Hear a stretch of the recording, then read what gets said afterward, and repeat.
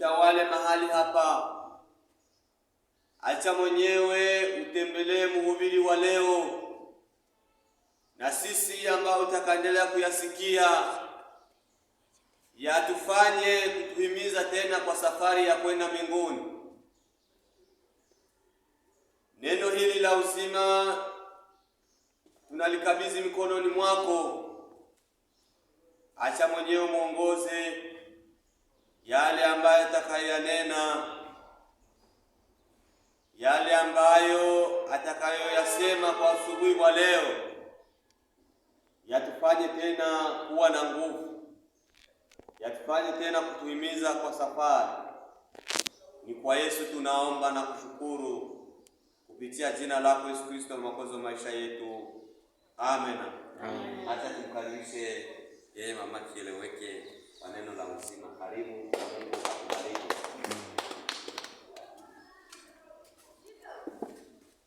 Bwana Yesu asifiwe. Amen. Tunasema tena asante kwa sababu tumepata muda. Unaweza kumnunulia Yesu Kristo mikono. Amen. Kwa sababu yeye anastahili kupewa sifa.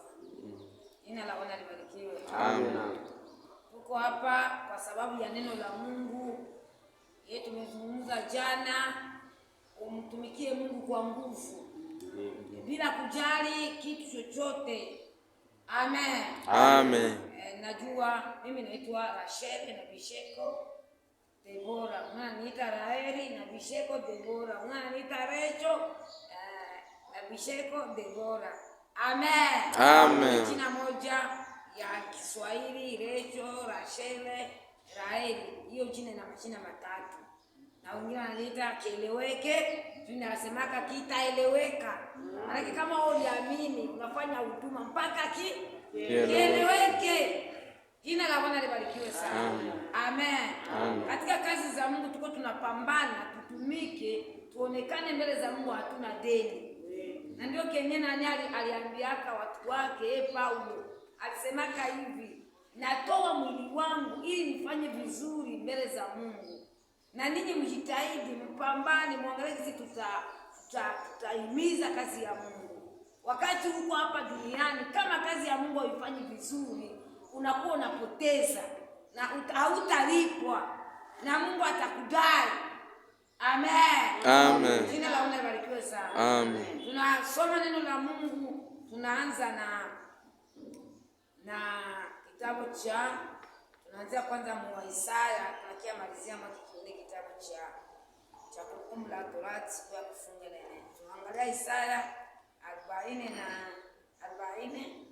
tunasoma mstari wake wa Isaya 40 ndio 40. Jina la Bwana libarikiwe. Amen. Tunasoma 40, baba unasimama na kuanzia kusomea mstari wake wa 6. Isaya 40 mstari wa 6. Tunasoma kitabu cha Isaya sura 40 na mstari wa 6. Tunasoma katika jina la Yesu Kristo. Amen. Sikiliza, ni sauti ya mtu asemaye. Biblia inasema bakasema usikilize. Hii ni sauti ya mtu mwenyewe iko naongea. Sauti ya mtu anayesema. Amen. Amen. Akasema nini? Lia. Akaanza ambia mtu mwingine aanze kulia. Amen. Sasa wewe unakaa hapo, mtu akwambie tu anza lia. Utaliaje? Unalia kama umekufisha. Unalia kama umekufunisha. Lakini uko unacheka, mwingine anakwambia wewe anze kulia. Mungu atuhurumie sana. Huruma.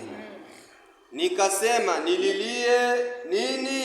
Yeye akauliza, mimi mtu mzima, mimi sikufisha mtu, mimi sina huzuni yoyote, nianze lilia nini?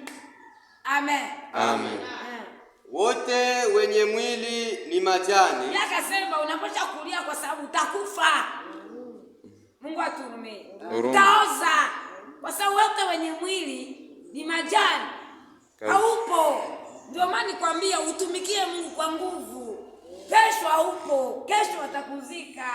Ndio maana waliambia uanze kulia Yeye kauliza ndalilia nini? Ase wote wanavala mwili ni majani. Ndiyo.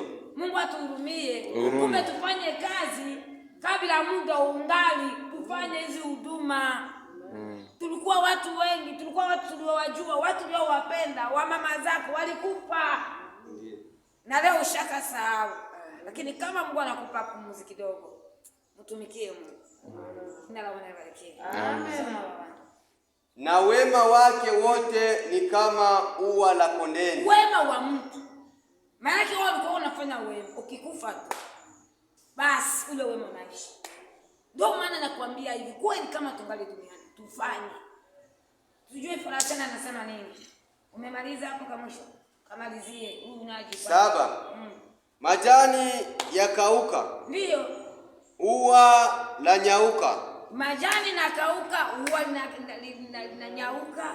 Kwa sababu pumzi ya Bwana yapita juu yake. Kwa sababu pumzi ya Mungu kipita juu ya kila kitu. Yakini watu hawa ni majani. Watu ni majani, hata uvimbe, hata uko mnene sana.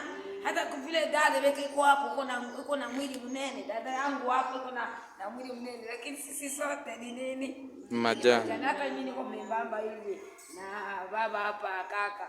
Baba, mtumishi wa Mungu. Tuko tu majani. Amen. Kumbe tutumike. Tunajua tutakufa. Jina la Bwana libarikiwe. Amen. Amen. Amen. Soma sasa hiyo nayo mwisho inaisha. Hapa. Majani yakauka. Ndio. Ua la nyauka. Ndio. Bali neno la Mungu wetu litasimama milele. Litasimama milele, ndio maana unapaswa kuwa unasikiliza neno la Mungu. Kila kitu kyote kitapita, lakini neno utakufa nalo kaburini. Utakuzika nalo. Amen. Amen. Amen. Amen. Wewe uwahubirie Sayuni habari njema. Tuwahubirie watu hii habari ya kusema vitu vyote vitapita, watu watakufa, watu watazikwa, lakini hili neno lenye ulisikiaka maisha yako litakusaidia, litakutia nguvu. Mungu atubariki sana. Amen. Hata mkaburini hili neno tunalolihubiri utakuwa unatikisika unalo. Huko litakulinda. Utazikwa mkaburi unaenda na neno. Asemi vitu vyote vitaishi, vitakauka, utakufa, lakini neno, yani Yesu ni neno. Yesu utakuwa na yeye. Mungu atubariki sana. Amen. Bali tusome sikitamo na hicho tuachie hapo. Sasa zinakimbia. Twende na wewe unasema. Nous lisons Ésaïe 40. Ndio. À partir du 6e verset jusqu'au 9e verset, nous lisons au nom de Jésus. Amen. Une voix dit, crie, et il répond, que criai-je? Toute chair est comme l'herbe, et tout son éclat comme la fleur de champ. L'herbe est sèche, la fleur tombe. Quand le vent de l'Éternel souffle dessus. Certainement, le peuple est comme l'herbe des champs. La fleur tombe, mais la parole de l'Éternel, la parole de notre Dieu subsiste éternellement. Mon désir une haute montagne de Sion pour publier la bonne nouvelle.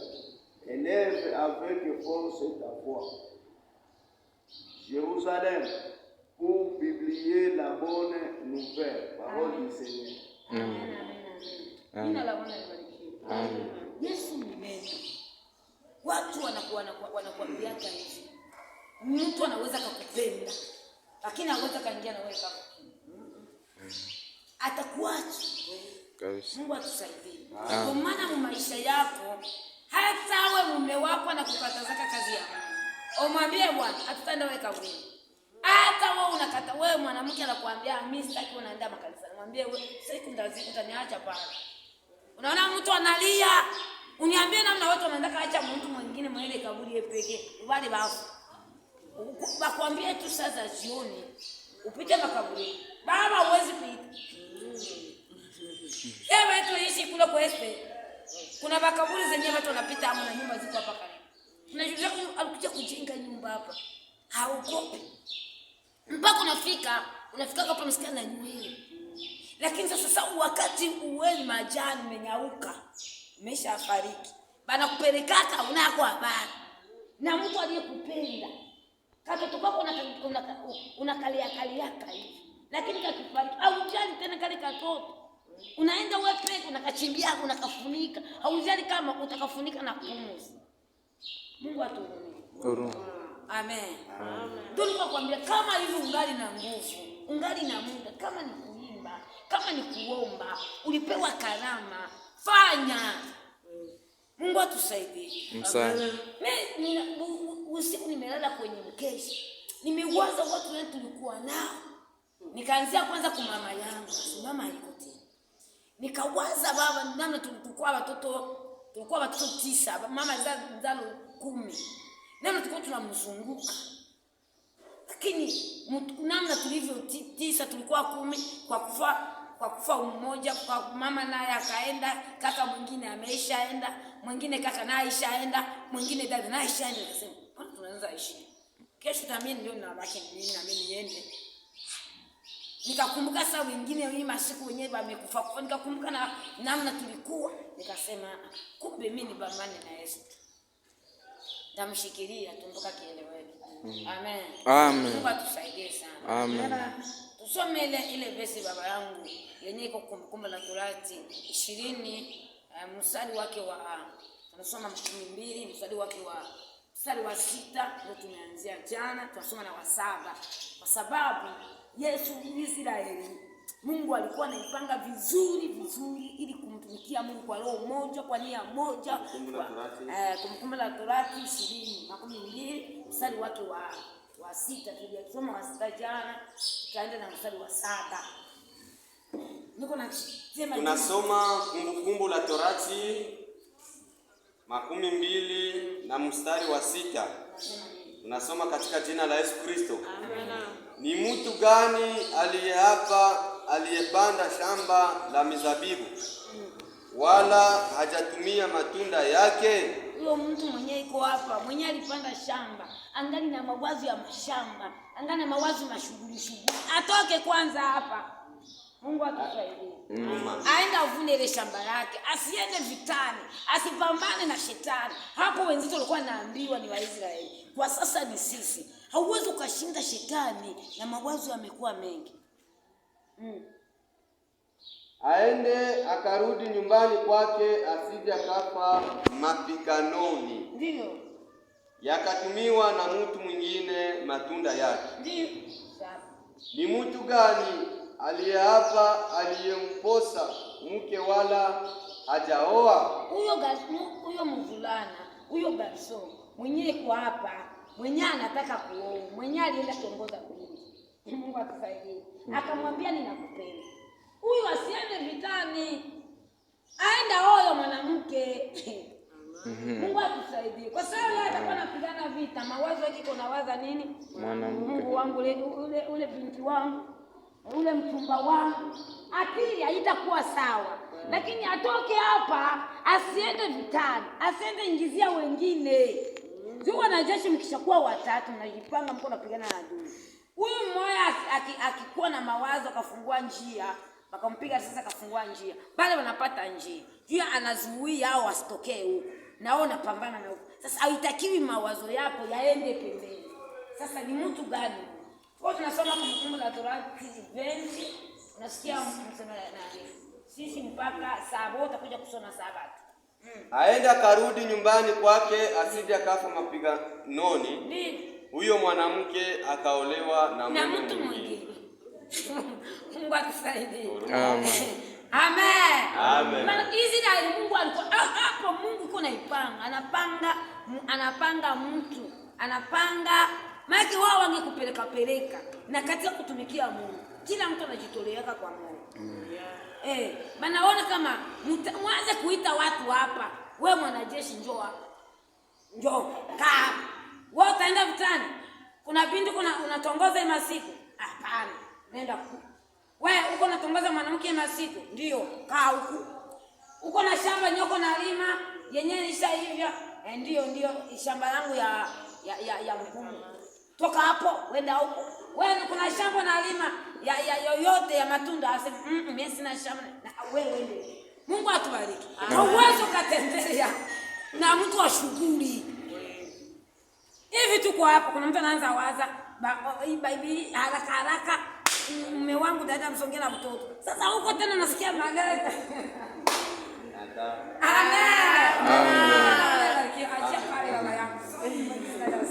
Nous lisons Deutéronome 20, 7e verset. Au nom de Jésus. Qui est-ce qui a fiancé une femme et ne l'a point encore prise? Qu'il s'en aille et retourne chez lui, et de peur qu'il ne meure dans la bataille et qu'un autre ne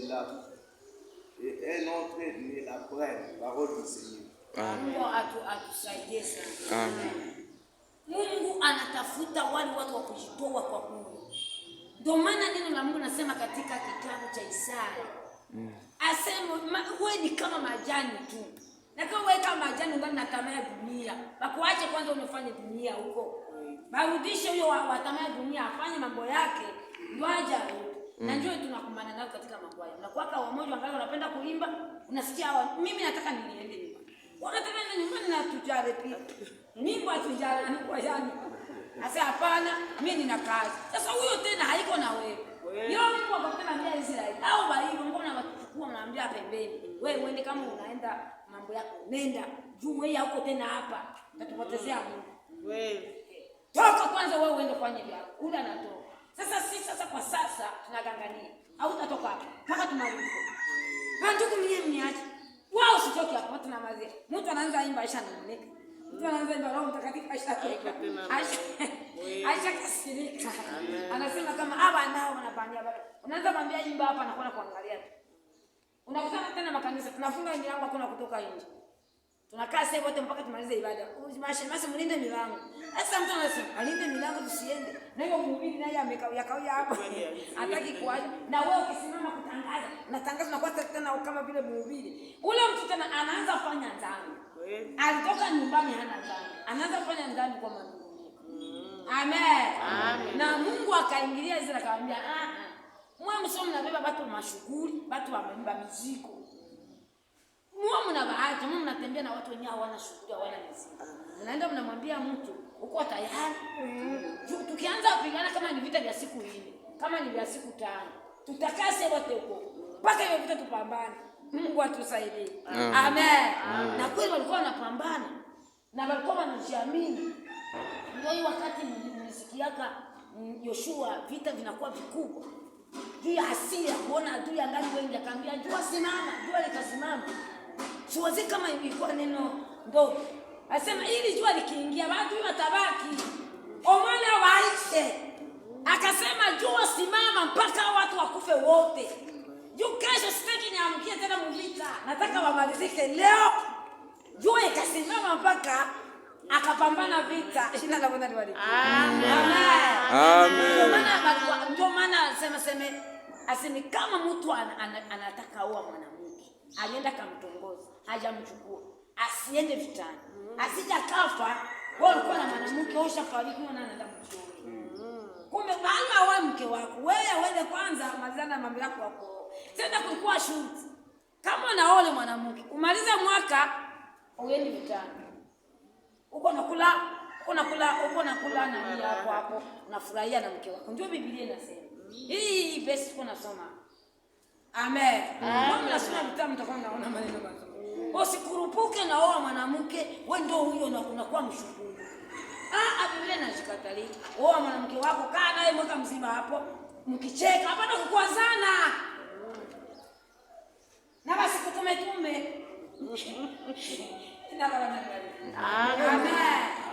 Leo haiko ndo namna hivyo. Leo mtu anaoana leo na leo washafukana. Siku 3, wiki moja mnaenda suluhisha ndoa. Mnaenda beba mashauri kule hapa hivi. Wanaanza washaanza kupigana. Ndio kwa alipewa mwaka. Banafurahia ndio maana usioke kisi haupendi, usiolewe kisi haupendi. Mungu atubariki sana. Mungu akashuka yake na kwa amani. Amen.